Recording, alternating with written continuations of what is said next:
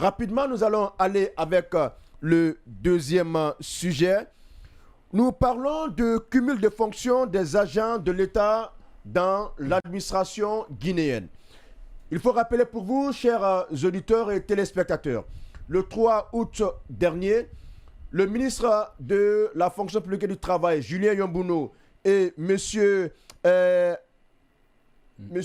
Seikou Amadou Diallo, qui est le secrétaire exécutif de l'Agence nationale de lutte contre la corruption et la promotion de la bonne gouvernance, ces deux autorités de la République guinéenne ont pris un communiqué conjoint dans lequel ils dénonçaient le cumul de fonctions des agents de l'État dans notre pays. La remarque, elle est toute simple. On remarque qu'il y a des emplois de l'État qui évoluent également dans le secteur privé. Et lesquels employés se frottent les mains à la fin du mois en s'offrant au moins 2 enveloppes de salaire. Et aujourd'hui, qu'est-ce qu'on peut dire, Mamadou Alpha, qu'est-ce qu'on peut dire de cette situation-là et jusqu'où on pourrait arriver? Vous avez très bien planté le décor. C'est le ministère du Travail, de la fonction publique, en commun accord avec le secrétariat général, en tout cas de l'Agence nationale de la lutte contre la promotion et de la bonne gouvernance. Ces deux entités ont pris un communiqué conjoint relatif à ce double mandatement, je crois, que vous appelez, vous les juristes, ce cumul de fonctions.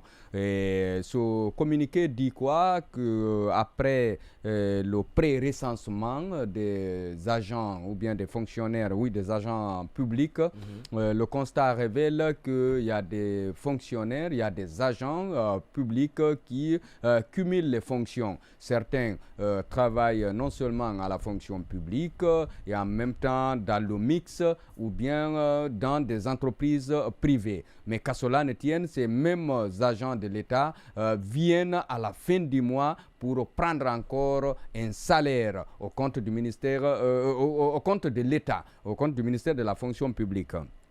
Ce communiqué dit quoi? Que cette façon, cette pratique, cette façon de faire, ou bien il est l'heure, je vous vois tout signaler là. Effectivement, ce communiqué a été rendu public, a été signé en tout cas depuis le 3 août dernier. Et dans ce communiqué, il est dit que tous ceux qui font ce cumul de fonctions, c'est-à-dire agents de l'État, ils opèrent dans le mix, ils opèrent dans d'autres structures privées. Selon lui, il y a des dispositions, je ne sais pas de quelle loi, de l'article 41, les juristes vont revenir sur ça, qui condamne cela et qui punit cela, qui considère... l'article 51 de la loi portant statut d'agent public de l'État. Très bien, qui condamne cela. Et puis, cette façon de faire, ce cumul de fonctions est assimilable à de la corruption et d'autres infractions encore. Il a donné un délai, une date butoir, c'est-à-dire le 31 de ce mois d'août. Il a alerté à tous ces fonctionnaires qui utilisent ou bien qui sont dans cet état de fait de cumul de fonctions, vraiment de renoncer à leur salaire. Sinon, s'ils prennent, ils seront poursuivis, ainsi de suite. En tout cas, en quelque sorte, c'est le contenu de ce communiqué. Mais je me pose une question, souvent, c'est ce que Simon fait, il donne l'information, après, il rajoute son point de vue là-bas. Qui a enregistré ces gens-là au sein de la fonction publique? Mais c'est eux. Il faut essayer de décanter ça. Ça fait très longtemps, le ministre de la fonction publique dénonce cet état de fait, ce cumul de fonctions. Mais qu'est-ce qu'il a fait jusqu'à présent? Vous allez me dire que non, il a entamé un recensement des agents de l'État, ainsi de suite. Mais c'est à eux de sévir. Vous n'êtes pas sans savoir que lui-même, il était un peu confronté à ce genre de problème. Il y avait un procès qui avait été intenté contre lui-même. Où en est-on avec ce procès? Donc, je pense que c'est le bon moment d'assainir quand même ce fichier des agents de l'État parce qu'il y a beaucoup de nos sous qui sortent comme ça et on ne sait pas. Il y a des gens qui travaillent dans le privé, qui ne vont qu'à la fonction publique. C'est juste pour émarger, pour pointer, pour dire qu'en tout cas, moi aussi, je suis là. Vraiment, c'est pas normal, mais il faut punir, il faut sanctionner. Peut-être nous ne sommes pas au Niger. Moi, je vais juste tout simplement vous poser cette question-là. Est-ce que vous, toi, Mamadou Alpha Ba, est-ce que vous saluez cette démarche du ministère Non, la démarche, franchement, est salutaire. La démarche est salutaire. Pour une fois? Mais non, pas pour une fois. Vous appréciez non, quand c'est bien fait, j'apprécie. Mais je reste toujours pessimiste. Est-ce que ça va aboutir? Ce n'est pas la première fois qu'on nous annonce de telles choses, cumul de fonctions, fonctionnaires fictifs, ainsi de suite. Mais ça n'a jamais abouti. Vous-même, vous connaissez quand on organise des fonctions. Hier, on était avec un syndicaliste de contractuels. Vous avez vu, il avait peur, excusez-moi. Il avait peur de ce concours. Pourquoi? Parce qu'on connaît comment on infiltre ce fichier des agents de la fonction publique. C'est salutaire si ça aboutit, mais j'attends de voir. Alors, Simon Pierre, oui, nous avons tous lu le contenu de ce communiqué. À quoi, quand même, qu'est-ce que vous avez à apporter en termes d'analyse sur cette sortie? Déjà, il faut rappeler, comme Alpha l'a mentionné, c'est une initiative salutaire. Depuis pas mal de temps, on voit ce ministère de la fonction publique qui essaye quand même d'apporter vraisemblablement des réponses. C'est-à-dire, on a la procédure d'enrôlement qui est là pour identifier tous les agents de l'État. Il y a aujourd'hui ce contrôle-là qui intervient et on a pu identifier plus de 2000 et quelques agents qui sont dans cette situation de cumul de fonctions.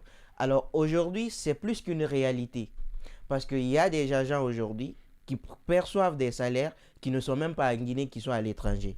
Il y a des agents aujourd'hui qui sont dans l'administration, ils ne vont jamais travailler là-bas, ils vont dans le secteur privé, ils travaillent avec des particuliers. C'est le jour où on dit il y a administration ou inspection, ils se bougent pour venir être dans leur bureau pour qu'on dise tout est normal.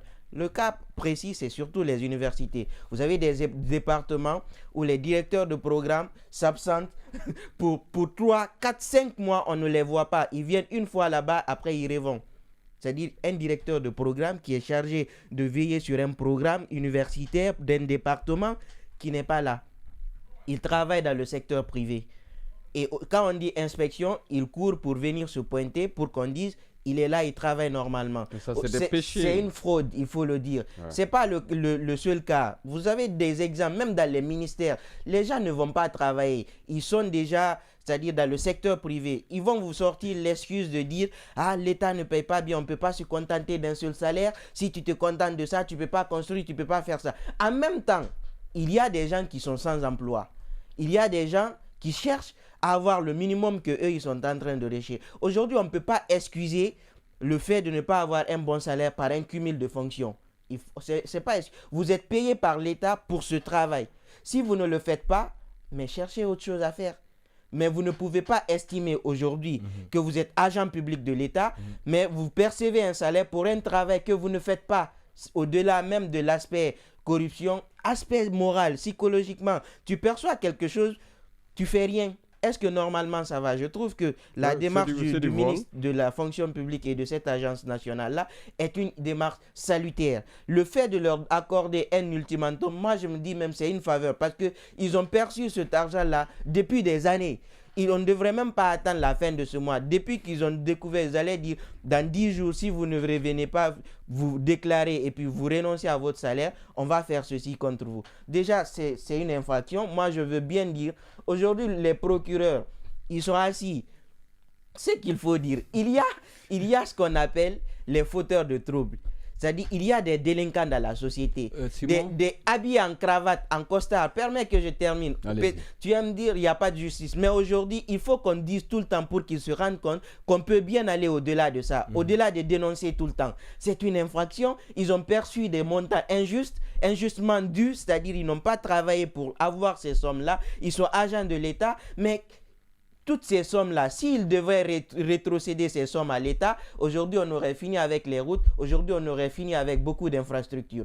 Aujourd'hui, on aime accuser la malhonnêteté ou dénoncer la malhonnêteté des dirigeants, mais aujourd'hui, même les agents qui sont des citoyens qui travaillent pour l'administration ne font pas ce travail-là. Après, c'est pour dire que l'administration ne fonctionne pas. Toi-même, agent de l'État, tu perçois un salaire pour un travail que tu ne fais pas. Tu vas dans le secteur privé, tu fais ce que tu as à faire là-bas pour avoir tous ces salaires-là, des revenus qui viennent de partout pour un travail que tu ne fais pas. Moi, je me dis aujourd'hui, la démarche, elle est non seulement sanitaire, mais on doit aller plus loin. Les poursuites doivent être engagées pour que ces agents-là retournent de l'argent dans les caisses de l'État. Je donne un exemple banal. Aujourd'hui, vous allez dans certains services. Ils vont vous sortir la phrase, le DG n'est pas là, il ne peut pas signer. Vous dites, et il ne peut pas faire comment je vais dire, déléguer quelqu'un pour le faire. Il ne le fait pas. Il faut délégation de pouvoir. Il ne va jamais le faire. Il faut qu'il soit là. Et parfois, vous savez pourquoi? Il ne vient jamais au bureau. S'il vient dans le bureau, c'est une fois le mois ou 2 fois le mois. Toi, tu as besoin de signer ton papier. Tu fais comment? Il n'est pas là. Et il ne va pas déléguer. Il ne va pas faire une délégation de signature ou une délégation de pouvoir parce que lui, il estime c'est lui le boss. C'est pas c'est ça lui seulement. le maître suprême. Ça il faut qu'il soit là. Et en même temps, il est dans le secteur privé. Pour signer, oui. Il doit avoir un peu. C'est pourquoi il ne délègue pas son pouvoir. Ça, c'est un. Voilà. Deuxièmement, ces agents publics, ces agents de l'État qui perçoivent ce salaire et qui font ce qu'on appelle un cumul de fonctions, vous pensez qu'ils n'ont pas de complices dans l'administration publique? Ils ont des complices. C'est un réseau. Même. C'est le réseau. Très bien.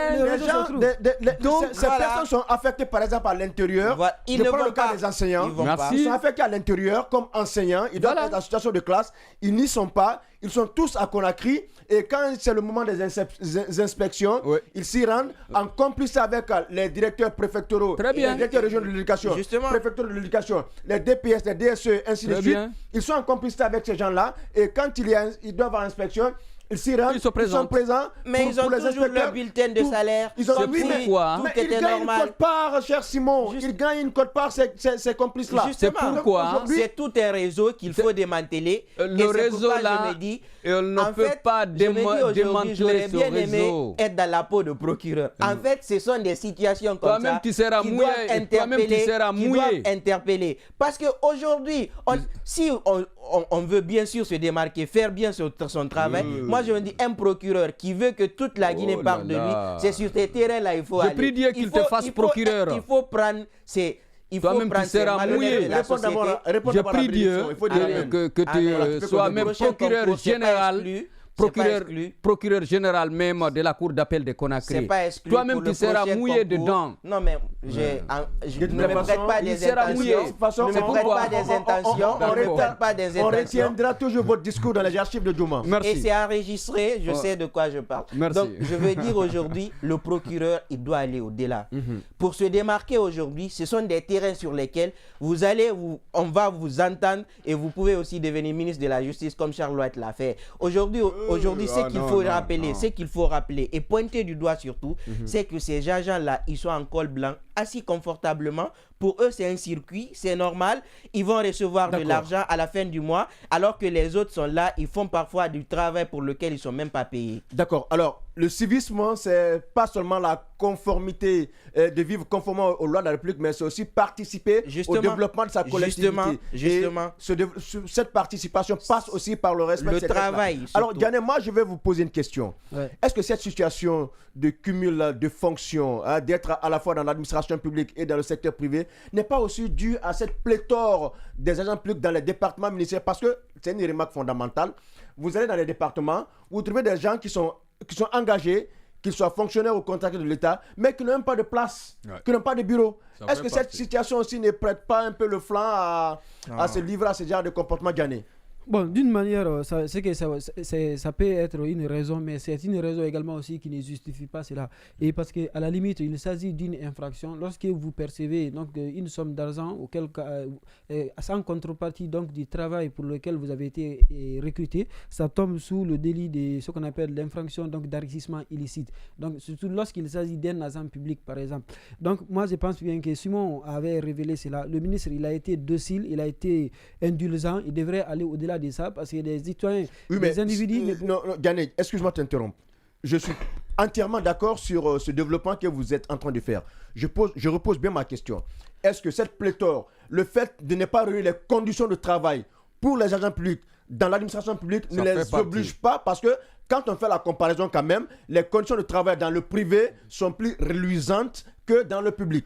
Voilà. Bon, vous allez dans les départements ministériels, vous ne trouverez pas, vous trouverez des agents qui déambulent, qui divaguent dans la rue de Kaloum, justement parce qu'il n'y a même pas de chaises assises dans le bureau. Moi, je le dis par expérience. Ils sont toujours dans les cafés. C'est pas une excuse. Je comprends cela. Mais ici, il s'agit donc des individus, surtout que le communiqué du ministre donc, a analysé. Il s'agit des personnes qui ont un pied dedans, un pied dehors. Donc, des agents publics qui exercent des activités professionnelles dans qu'on appelle dans le secteur privé. C'est de ça qu'il s'agit ici. Maintenant, pour répondre à votre question, je dirais que c'est comme ça ils expliquent pour dire qu'il y a donc c'est lié aux conditions difficiles donc de leur qu'on appelle de leur service. Mais moi je trouve que cela c'est juste une manière de trouver un alibi, un prétexte, mais qui n'est pas un prétexte pour moi suffisant, n'est-ce pas, pour croire à cette forfaiture. Mais ça fait partie d'année. Pourquoi Je vais vous dire une chose. Oui, quoi? Là où vous travaillez, oui. Si vous avez beaucoup de dossiers à gérer, beaucoup de choses à faire, est-ce que vous aurez le temps même d'aller s'asseoir dans un cafétéria? Voilà. Est-ce que vous aurez le temps d'aller faire un autre boulot? Aujourd'hui en République de Guinée, c'est ça. Des gens, n'ignorez pas ce qu'il est en train de dire. Ils plient les dossiers, ils mettent dans les sacs.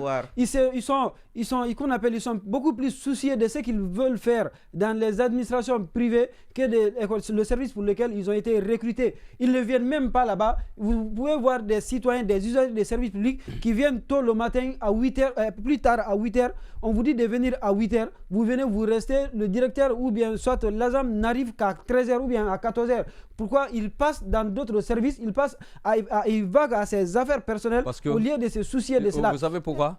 Le ministre aussi n'exerce pas un contrôle. Moi, je parle de tous les citoyens, tous les agents. S'il n'y a pas de contrôle, c'est ça. Moi, je parle ici, je ne suis pas en train d'exercer une catégorie de fonctionnaires. Je suis en train de parler ici de tous les agents publics, qu'ils soient ministres, directeurs, ou bien qu'ils soient même planton, qui n'accomplit pas le service pour lequel il a été recruté, il a été formé et il exerce aujourd'hui en vertu donc de la loi 027 et qui se prévalent pour dire que je suis fonctionnaire ou bien je suis agent de l'État. Moi, je pense bien aujourd'hui que la loi là, doit être appliquée sur ces individus-là. Ce sont aujourd'hui des personnes qui ne sont pas du tout, n'est-ce pas, des personnes honorables. C'est des délinquants de la société. Oui, ce sont des délinquants parce qu'ils violent, n'est-ce pas, le code pénal, ils violent les lois de la République, ils sont en train de soutirer de l'argent, ou ils sont en train de prendre du contribuable guinéen, pendant que nous avons des difficultés à faire face, n'est-ce pas, aux besoins fondamentaux de la population.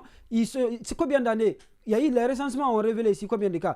Chaque année, il s'avère que plus de 20 et quelques milliards sortent de la caisse de l'État pour des fonctionnaires qui ne travaillent pas, qui n'accomplissent pas. Donc il faut punir encore les complices. Dites-moi aujourd'hui que les 27 milliards ne sont pas en mesure de construire au moins plus de 10 écoles en République de Guinée. Dites-moi aujourd'hui que les 27 milliards aujourd'hui ne permettent pas, n'est-ce pas, au ministère des Travaux publics de construire la route qui quitte au Flamadine à Carrefour pour aller à Flamadine à Beretea. Il faut demander aux chauffeurs de pourquoi pas la route de Mali? Oui, tout à fait. Voilà. C'est pourquoi j'ai dit aujourd'hui la nécessité, il y a le besoin aujourd'hui qui est là. Kéréma. Donc ces individus, il ne s'agit pas que seulement de leur dire de venir. Il faut les poursuivre, il faut les recenser, les poursuivre, les condamner à la hauteur de leur forfaiture là. Alors, Maman Alpha, est-ce que à côté de cette malhonnêteté, parce que c'est que ce comportement, c'est de la malhonnêteté, à côté de cette malhonnêteté dont se livrent certains agents publics de l'État, est-ce qu'il n'y a pas une sorte de légèreté également du côté de l'administration? Pourquoi? Parce que sous Alpha Condé, par exemple, il y a des appareils qui avaient été installés au sein des services publics qui permettaient aux agents publics de se faire pointer. Bien sûr. Voilà, vous savez ce qu'ils faisaient avec ça? Mais ce sont, vous savez ce qu'ils faisaient? Non. Le matin, il venait, il pointe. Après, il ressort. Après, à la fin de la journée, ils reviennent encore pointer. Moi, Ghané, est-ce qu'il ne faut pas revenir sur... est-ce qu'il ne faut pas relancer ce projet, mais avec un contrôle plus renforcé, par exemple le matin, à chaque 2 heures, à midi, parce que vous ne pouvez pas quand même être employé dans un autre secteur. Les privés quand même sont plus sérieux que le secteur public. Alors lorsque vous êtes dans par exemple vous exercez dans un secteur privé, vous ne pouvez pas vous déplacer à chaque 2 heures par heure pour venir vous faire pointer et puis répartir. Est-ce qu'il ne faut pas renforcer le... Bien entendu, ce sont des hypothèses à prendre en compte. Donc c'est là. Mais moi je pense bien qu'aujourd'hui, c'est un problème de moralité. C'est un problème de moralité surtout. Vous ne pouvez pas, par exemple, prendre de l'argent pour le service que vous n'avez pas rendu. À la limite, vous savez que vous devrez faire, pensez au moins à l'avenir de vos enfants. Et bien ensuite, ce sont des gens, ils prennent de l'argent du contribuable, ils veulent encore aller dans le secteur privé prendre là-bas. Alors que vous avez des jeunes frères dans les quartiers qui n'ont pas d'emploi, qui cherchent de l'emploi. Vous avez des cousins autres qui sont à leur première, qu'on appelle, à la recherche de leur premier emploi, tandis que vous avez un service, que vous êtes affecté à un service, vous refusez de travailler, vous êtes en train de prendre de l'argent dans les deux côtés. Moi, je trouve aujourd'hui que c'est immoral. C'est immoral. C'est à la rigueur. Alors rapidement, pour lutter contre ça, il faut renforcer, comment dirais-je, le contrôle, ce que vous avez proposé, par exemple, à chaque 2 heures ou 3 heures, il faut venir pointer. Deuxièmement, cette pléthore au sein des départements, il faut décongestionner. À l'intérieur du pays, il n'y a pas d'argent. Troisièmement, il faut essayer de payer encore l'argent public bien. S'il n'est pas bien payé, il sera obligé d'aller par-ci, par-là pour combler vraiment, afin de joindre les deux bouts. D'accord. Alors, nous vous avons largement compris ce matin. Nous allons rapidement